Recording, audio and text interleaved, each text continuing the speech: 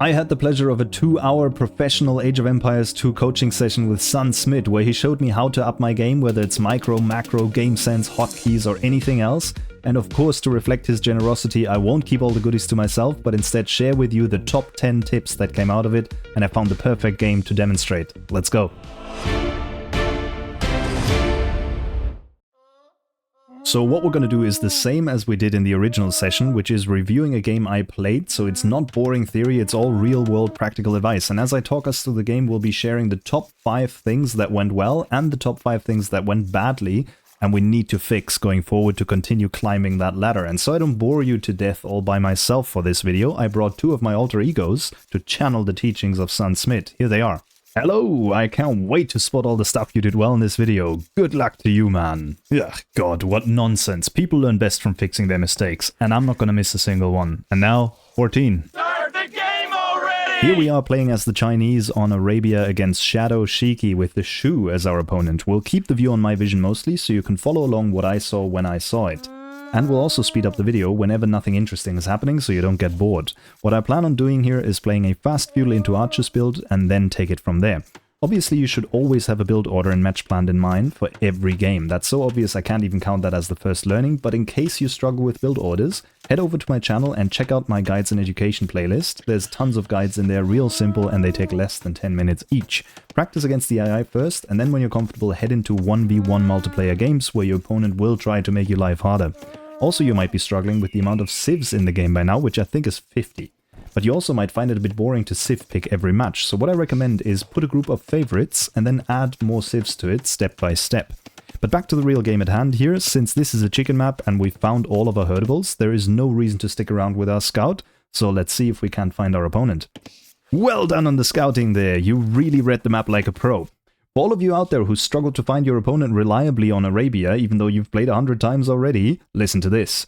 If you encounter a 4-tile or bigger stone or gold, you know it's your opponent, so their TC must be close by. If, however, you encounter a 3-tile gold or stone, it must be a neutral one, so your opponent won't be anywhere near. Just go the other way, and you'll find their TC in no time.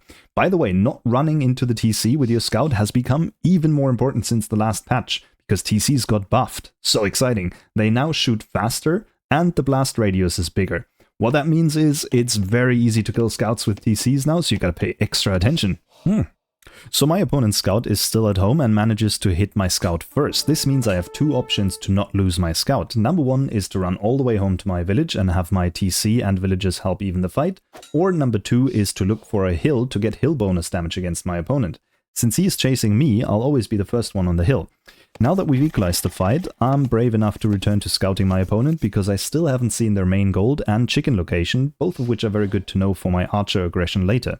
Also, I really want to keep my scout alive here since I'm going to play archers, and the scout is a phenomenal counter against skirmishers, which is what my opponent will likely do once they see my range. Back at home, I've brought in my boars and sheep, and I am now dropping the mill. Standard stuff really leading up to a classic fast feudal. Link will be up there. So let's speed this up a bit. Whoa, whoa, whoa, hold your enthusiasm there, mate. Sure, you got a fancy build order and you didn't die to the TC straight away. Ooh. But have you seen your idle time? Atrocious. Sure, you're Chinese with a 6 villagers start, so I'll grant you 20 seconds, but you got 46 seconds by the time you click up. It takes about 25 seconds to produce a villager, so at 46 seconds, you've basically deleted a villager, and why on earth would you do that? So do better next time, and I can't wait to see what else you do wrong. Moving along in my build order, my barracks are a touch late and will follow them up with an archery range immediately. Meanwhile, I've scouted my opponent, I know their 3 golds, I know where their chickens are and both stones. So next up I want to know what he does in feudal, and I think I saw him take gold there if I remember right, but without a mining camp, which is a sign of militia or men-at-arms, likely followed by scouts or skirms. So I do have to be careful with my forward villager here. Let's keep the pace high so we can advance towards the next noteworthy tip to share. Shadow Shiki is now in feudal as well, so I want to know what military building he is going to drop. And sure enough, he sent 1 militia to kill my chicken. Soon enough, that will also be a thing of the past. The recording at this time is before the patch, so this would have still worked. But now, if you kill an animal with a military unit, you can still harvest the food. But I still have to be careful here as to not lose a vill, and I don't have many villages under the TC to garrison. Luckily my opponent doesn't notice, so I managed to keep walling up and with just a couple of archers take out his 2 militia and scout. So far so good for a start, I would say. This map is pretty open on my side and he hasn't started walling. So I'm thinking I can do real damage here with the archers, so a second range is incoming and of course I want to know what his reaction is. Amazing! That's so important to immediately react to what your opponent is doing. As you know from your excellent scouting, they just dropped a range, which means they'll build skirms to counter your archers. And you immediately drop a stable. That's exactly how you should do it. There is no reason to wait for the skirms to come out first, because you know they're coming. So react first and you'll be ready. Well done and quick thinking. Alright, so now we go into a phase of Feudal Age back and forth. We're both pretty committed, but I should have a slight advantage with more production buildings. That said, I'm not using that advantage too well. Not too well. Understate much, your archery ranges are mostly idle because you only have 2 villages on gold, and judging by your gold balance, their work ethics suck even more than my mood today. But what I actually meant to rub in your face was that your archers strolled past a bunch of enemy skirms there. Don't do that. Whenever you walk towards danger or send units across the map, always attack ground. This way they'll attack whatever they encounter on the way and you won't pass anything by accident. Oh, and get a hold of your scout. Well done for surprising the enemy skirms there, but don't follow all the way into the enemy base to take damage from vills. Well then, hey, not so fast. While I have you here, are you saving up for a cold winter or something? You have 400 wood in the bank, but are starved for food? Always keep an eye on your resource balance and convert any excess wood into farms or at least buildings. Even if you're fighting in feudal, you still need to build up your farm count to reach Castle Age at some point. Even more on wood now. Shocking. A lot going on here at the same time with a bit of fighting at the front that's going to continue for a while. I have to micro my army to have the archers fight the spears and scouts fight the skirms. Not bad here, and it's good we're keeping that fight in his base, which disrupts his economy while I can sail smoothly. I'll run through this a bit faster since there isn't too much to learn other than, well, manage your scouts better. Like the grumpy guy said, my economy still could use a lot more rebalancing. A good advice from SunSmit was also to drop a market in the second half of Feudal Age, since that's usually when things get a bit out of balance and a market would have been handy here. I would say I'm doing well here in keeping control of that massive hill in front of my village, because as we know, being on a hill means you deal more damage to opponents on a lower level, and you take less damage from them when they are at the lower level. So really important to control such key areas of the map. But my well done streak is about to end here. Yeah, damn straight it is, mate. Why on earth would you take this fight when you could have clearly seen beforehand that you'd lose it? I've seen people do this at the blackjack table in Vegas and in Age of Empires too. They start a fight and they stick with it until the end, even though they could have saved half of it. If you think you'll lose a fight, retreat. Unless you are deliberately trying to delay your opponent for building a castle or finishing your wall or sniping some sort of unit, always retreat if you think you'll lose, and then you can add fresh units and fight again. Otherwise this here happens. Your opponent now has more army than you. You're behind 6 in military, and they now have the initiative, and this could snowball very quickly and they'll gain map control. What a fool.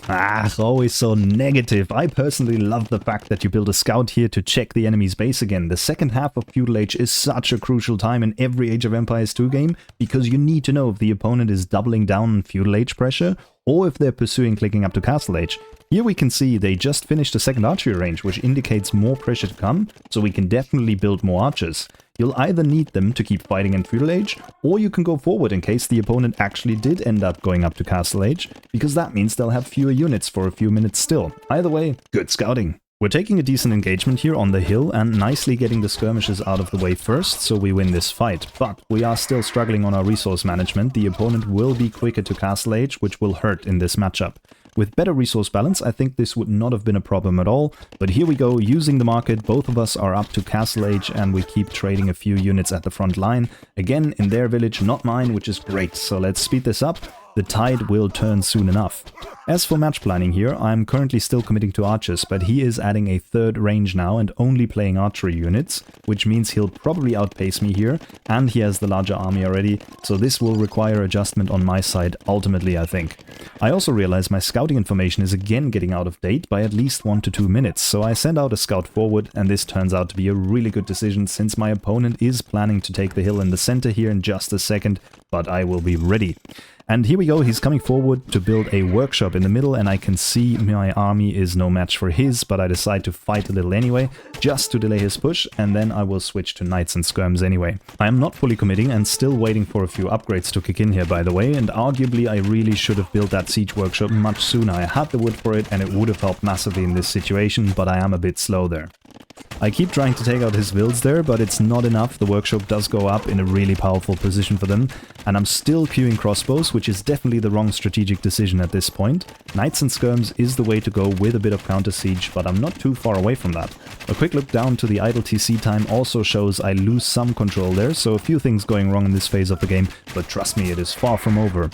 We're having a bit of a back and forth now as the opponent adds in war chariots in the mix. I'm not really sure why not mangonels here. The chariots are obviously okay against crossbows, but not right next to a siege workshop, and that's gonna come back to haunt him pretty much for the rest of the game. I'm getting some good shots in, enough to drive him away, and finally I'm switching to skirms, long overdue, and knights will follow shortly. Probably would have been better to place a second stable first than a TC, I would say, but we'll get there. Generally speaking, you should never go for TCs when you're being pushed in Castle Age, by the way, unless you're comfortable you can hold, which in this position I would argue I should not have been able to hold with 19-1 army at some point. But we get away with it for now and the game continues. My opponent is building up archer numbers quite fast here, but the war chariots placement is a bit dangerous at times. Hi, I'm Toaster226 and welcome to Jackass. What kind of a masochist are you? Always have one eye on the minimap, especially if you're no longer fully walled. Like driving, one eye on the road, one on the phone. Easy. Forget the last bit, kids, but yeah, fair. That was one big blunder and a slow reaction time that cost me dearly and brings our economy on equal footing again, even though at least I do have one TC more and ultimately I managed to clean up those archers. Also, my second stable is coming up to pump out more knights, but especially after that raid, I can't produce out of 2 stables, 2 TCs and 3 archery ranges at the same time, so definitely a mismatch there between my production and my economy. Let's quickly flick into their village though. I'm getting some nice knight raids in at the same time, and good value actually, and given his archer losses in my base, I think that might have even been an equal trade, and I think I have the better unit composition going forward. The knights can take out the war chariots and aren't bad against crossbows at all, and my skirms obviously do very well against crossbows, so not a terrible spot to be in, as you'll see. The game will somewhat turn from here on, as they can't defend that precious hill position in the middle anymore, and their base is wide open for further raids, so let's fast forward this, since it's basically just a long struggle for the middle now. I remain 1 TC ahead pretty much all the time, but continue to struggle to keep both of these busy, which leads to a pretty bad idle TC stat there. Shadow Shiki is still ahead in the game at this point, one could argue, but the somewhat one-dimensional unit composition really lets him down here. The war chariots are just not bringing much value so far, and their base is just way too exposed for my knight raids. I kind of realize I'm at a stalemate here though in many ways. Not really warranted if my idle TC time wasn't so bad, but I decide to go up to Imperial Age, put a castle on the hill and take it from there. I think that's a decent decision, since I think they'll likely start adding castles soon and then my raids will have to stop. Can I just say, it's such a good move to add outposts at this stage of the game. Gold reserves are usually getting low at this point, the opponent is getting pressured a lot in their village, so it would be very natural for them to try and expand to secure resources elsewhere and to avoid your raids. Typical around early Imp and after. It's super important to intercept those attempts and raid vulnerable villages on the map when they're away from their base. Looks like your villager almost got eaten by a leopard there. Oof, tight, but still great decision. Have you ever heard of toxic positivity? Anyway, if you want to learn something, let's focus on the negative here. You've been up to Imperial Age for a good minute now, and all you did with it that couldn't have been done in Castle Age was to get conscription in the castle. That's not enough to justify the resources spent. Only go up to the next age if you can and want to use it for something that you couldn't have done otherwise. For Imperial, that usually means getting trebs out to take out castles. Prioritize that. We've already wasted a full minute here and the opponent has 2 castles. He might actually out-treb you here. Luckily our opponent isn't fast enough here and we managed to take out both castles and snowball into his base. The outposts also surround them on the left, so we know exactly what they're up to and we can keep rushing. Bit of a delay here as we are low on gold and catching up on some upgrades, but our position on the hill is just super strong and we're up a good 30 vills, so the game is looking really strong for us. No, I've been waiting for this. Finally the light cap upgrade. One elephant in the room that we haven't addressed so far, and I'm surprised the other guy hasn't mentioned it, is that you kept raiding with gold units, which as a rule of thumb you shouldn't, because they're pretty expensive to be thrown away like that, and they might be missing elsewhere on the battlefield. However, the opponent has been wide open this whole game, and we could have added some light cav earlier, yes, but now you have the excess food, it's definitely a good time to finally throw them in, and in fact I think this will put the nail in the coffin to your victory. Thanks to your outposts, there's also no escaping you here. Excellent play. That's quite right, there will be no escaping this. My opponent is getting crushed here and making a very late switch into pikes that is just a bit too late to turn this game around. Also, we do have full visibility of his base, so there's nowhere for him to run to, and this game is done. So let's fast forward to the end. Lots of things to improve on, lots of things that went really well. My opponent fought nicely. Shout out to Shadow Shiki for involuntarily being in this video. Definitely had room for improvement as well. And here comes the GG, and that's it. Well, here you go, all the top tips I learned from SunSmit. If you are interested in coaching, you should pop it down in the comments below. He is subscribed to this channel, so there's a good chance he'll read it. And in the meantime, obviously, I'm curious to hear if you think we missed anything monumental for this game, and which of the two guys you learned more from, the good guy or the bad guy. Well, personally, I thought this was phenomenal, and I cannot wait to see all your improvement, my friend. I think most Toaster226 subscribers would have played that one better than you, mate. Speaking of which, please do not like and subscribe on this video, otherwise the guy's gonna think you liked it, and that means I have to come back. I couldn't have said that any better. I hope you liked the video and learned something new as well. Shout out again to SunSmit for taking the time to teach me these things, and in the meantime, I hope you have a good one, and I'll see you for the next one. Goodbye.